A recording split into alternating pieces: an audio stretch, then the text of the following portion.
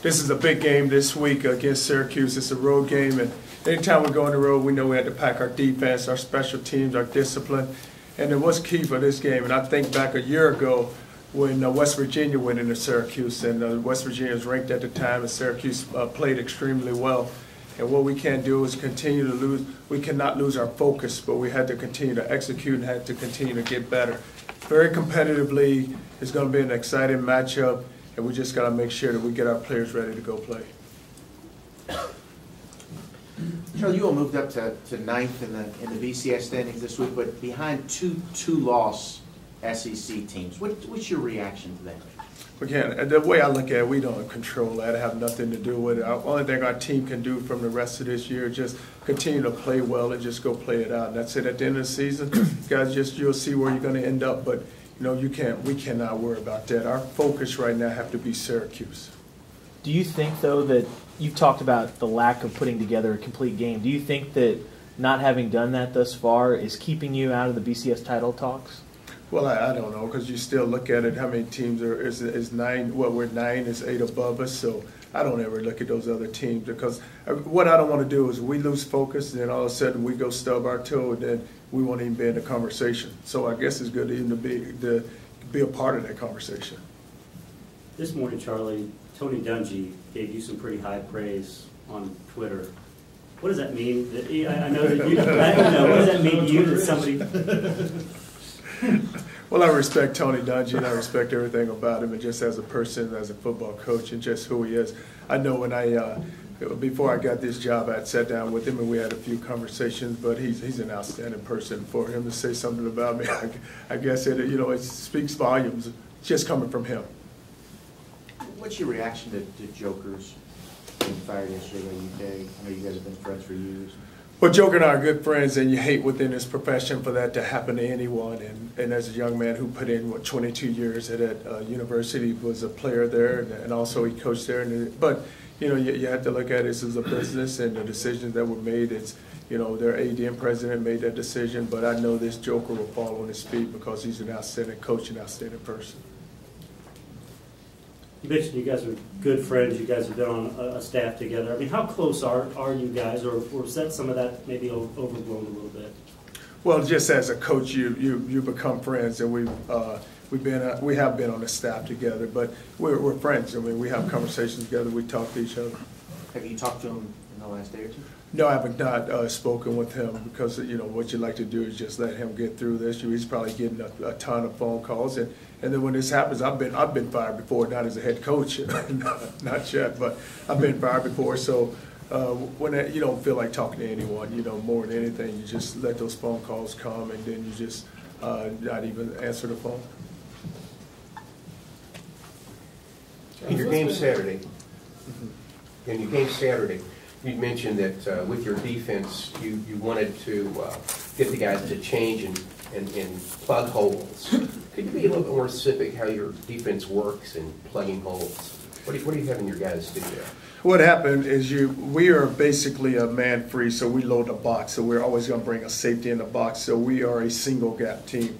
So anytime you're a single gap, then everyone's responsible for a gap. So a lot of times when a ball seams us, you know who to look for, you know where the issue is.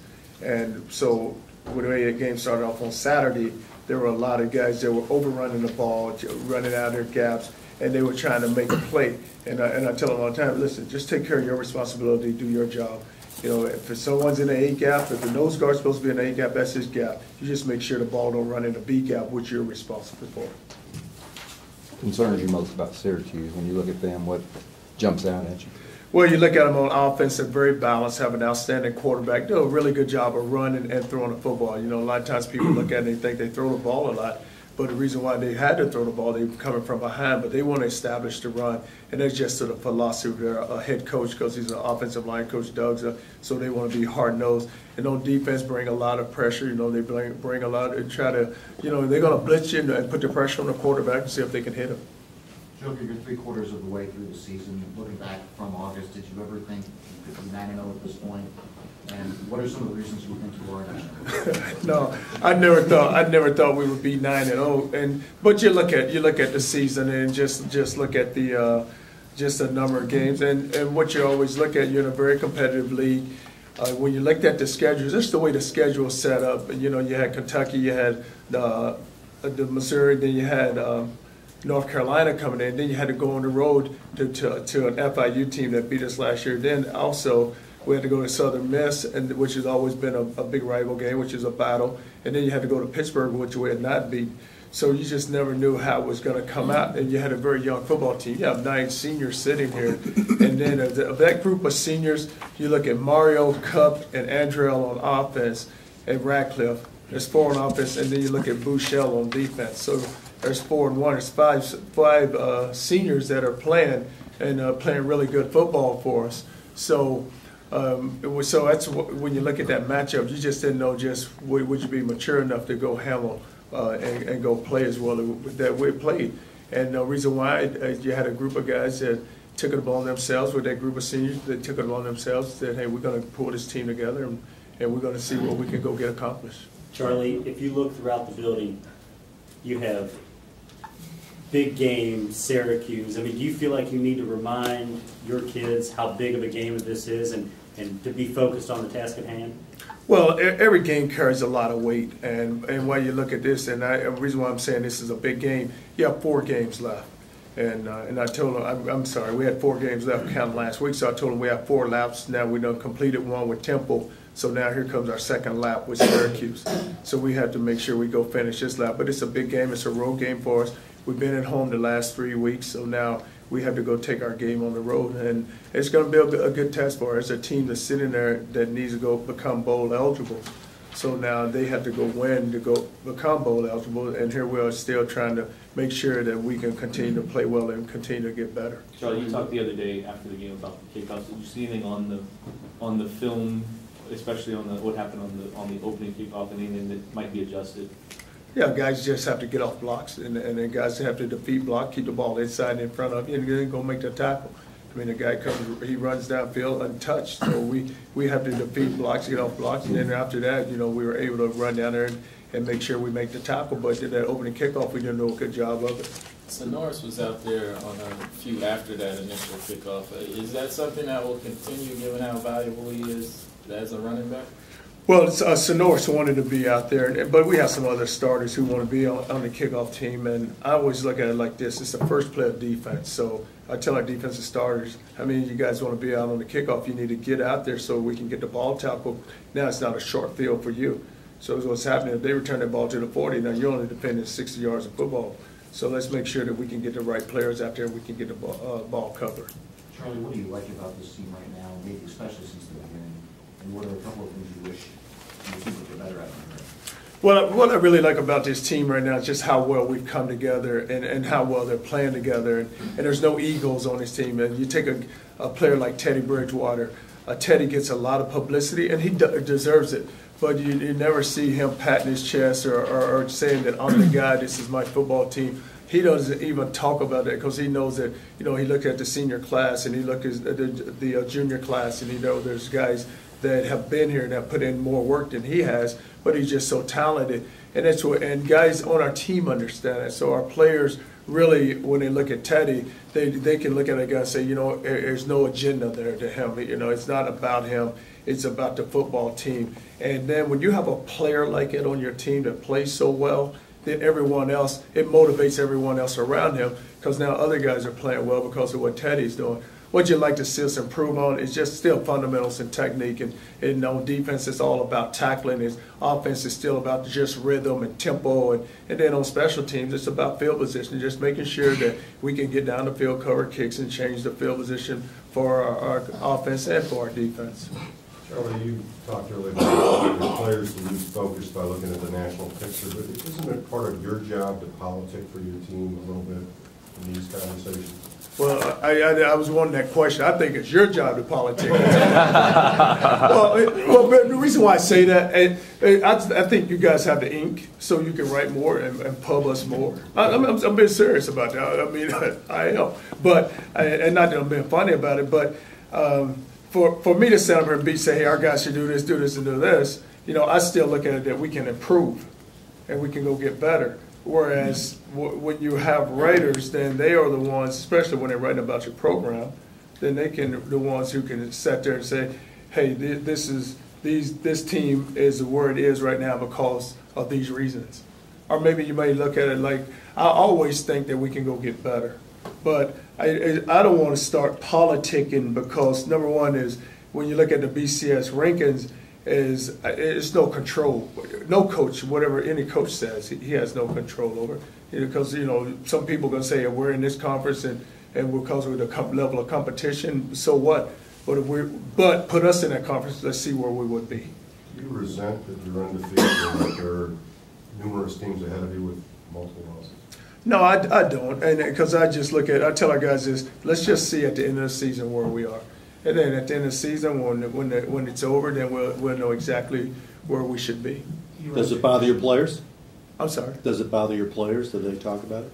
I don't think it bothers our players because it's still, what you really like is that you're not getting the publicity because now it's all about just being disrespected. So now you can still play with a chip on your shoulder. And with the way the program, within 3 years, the way it's come, I think you still need to play with a chip on your shoulder. Don't all of a sudden we walk out there, and what I would hate to see is all of a sudden we're number 5 in the BCS.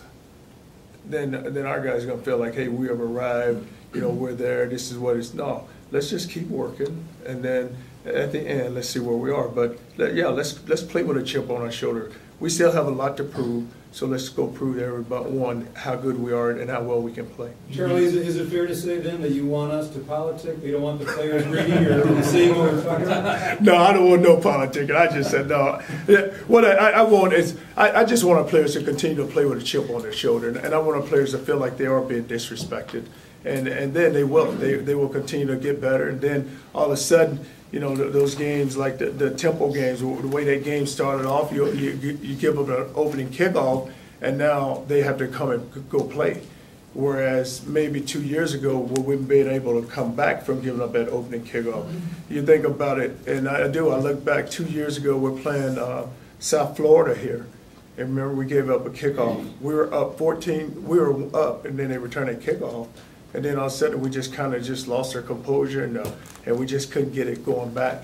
But no, I just know this. We need to play with a chip on our shoulder. We need that to happen. A week ago, I think there was somebody asked about, do you think your team could compete more or less with an SEC team? I'm paraphrasing the question. You kind of answered it. Do you feel like now or within the next few weeks that this team would be right there, let's say, in a bowl game with an SEC type team? Yeah, but I always look at it like this: the level of competition on that day, whatever team is going to play the best. So whomever you play on that day, if you go play well, you have a chance to go beat anyone, and it's anyone across the country. So it's all about you getting your team prepared to go play on that day. So I look across this country and I say, hey, if someone would like to play us, I'd be more than happy to go play them. I would take this football team in there, not being arrogant or cocky, but I would love for our football team to go play some of these teams, and then we'll see exactly who we are and what we're all about. How many times have you tried to schedule an SEC team since you've even been here? Because I know you had Georgia on the schedule at one point, right, and they got out of it. Georgia got out of it the time we had them on our schedule, but I think that what happens now with the South, with a lot of conference teams, is they don't want to play a tough team out of conference because they feel like that within their conference they're playing enough teams that are where they have to go each week to go get ready for it. So they don't want to say, hey, let's go step out of conference and go play this team here. But if they never go out of the league and play somebody on the road, how is it really capable of proving that they are better?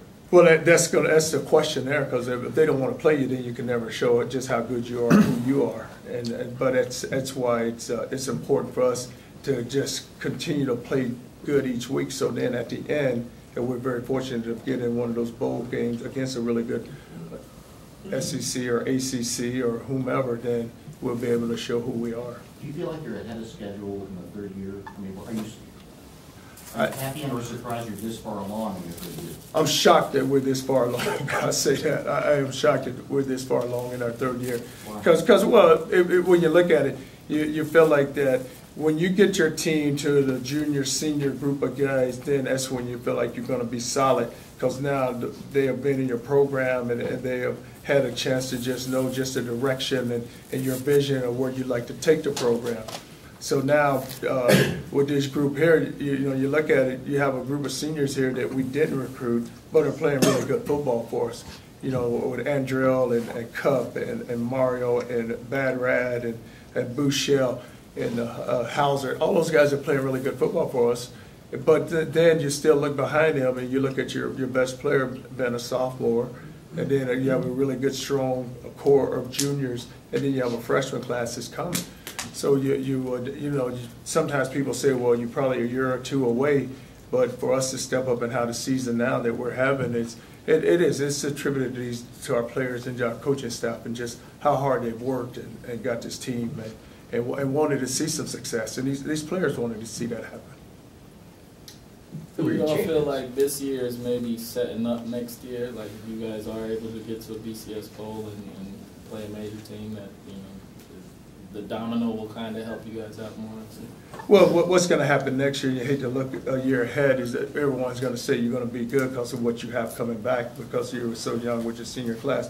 But you still have to enjoy this year and just not look to next year because you never know. Next year it could be an injury or two, and then something could happen that will keep you from being a team that you are right now. So it's all about now that we're in this position, let's continue to take advantage of the position we're in right now. Let's continue to play well. Is there any chance of having a bigger name team on next year's schedule?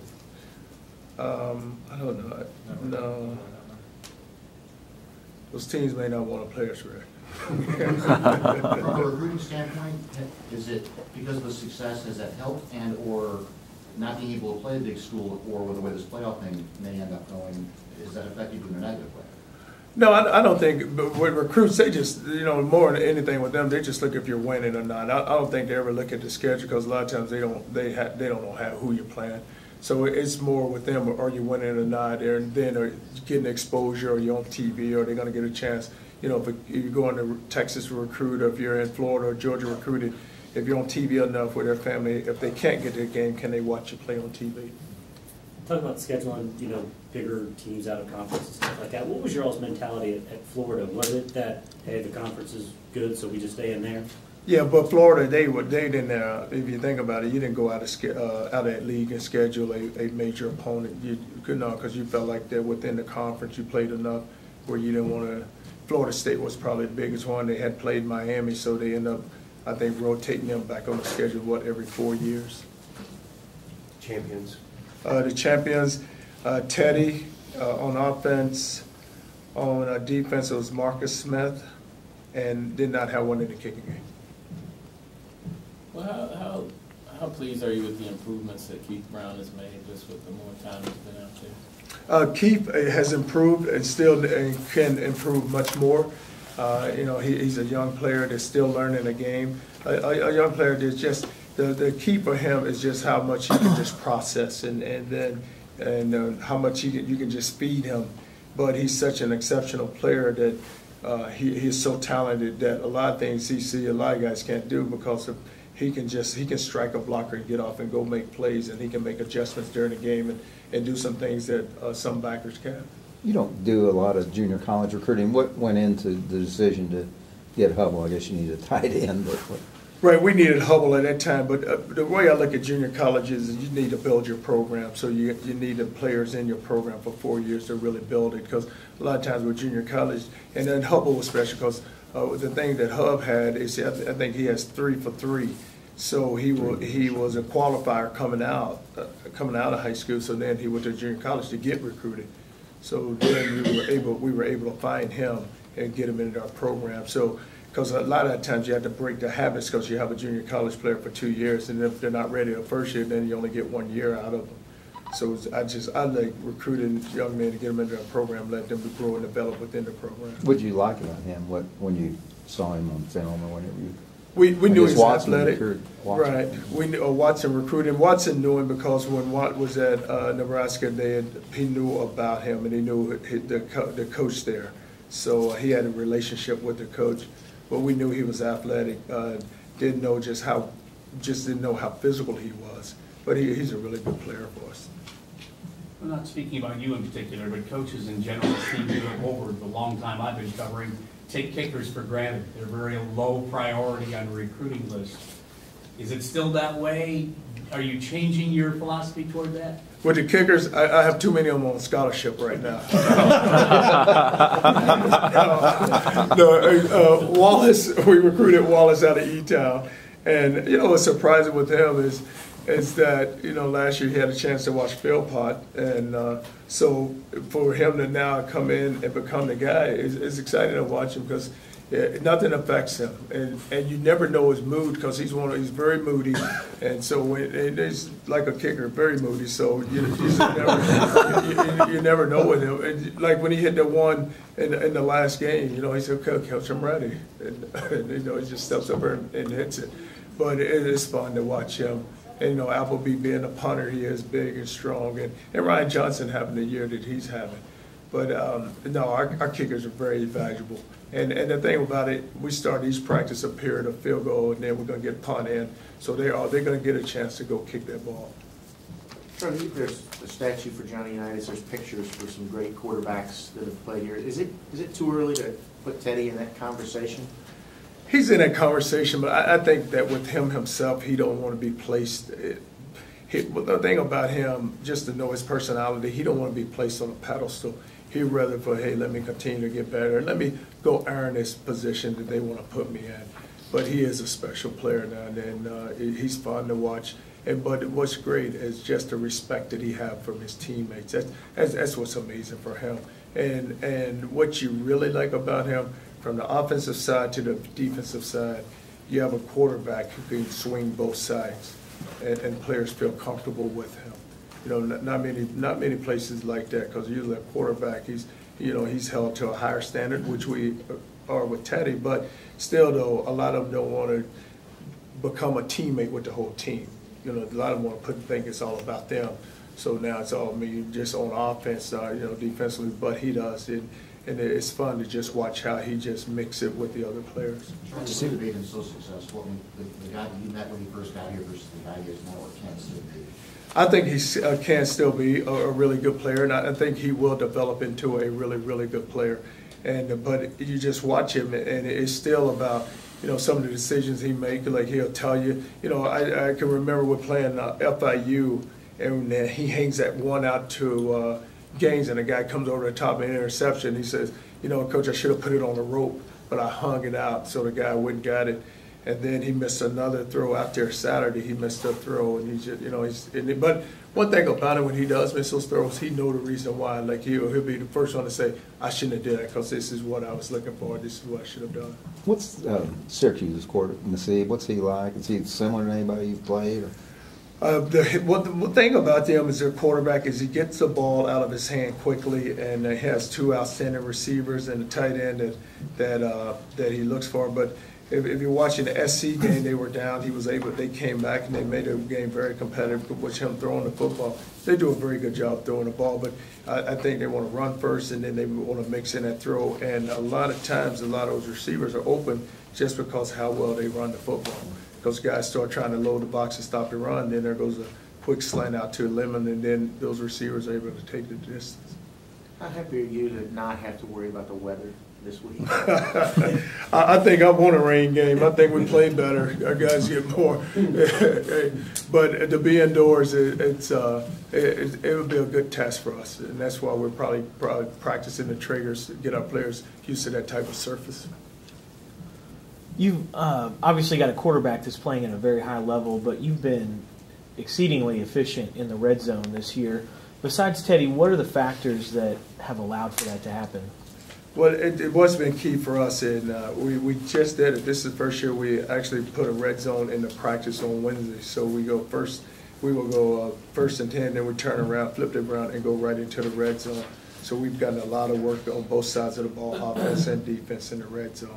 And so now that when we get into a game situation, we used to only do it probably like once a week or something. So now that you're able to get it on Wednesday, and you bounce back on Thursday and get another piece of the red zone. All right. Thanks, guys.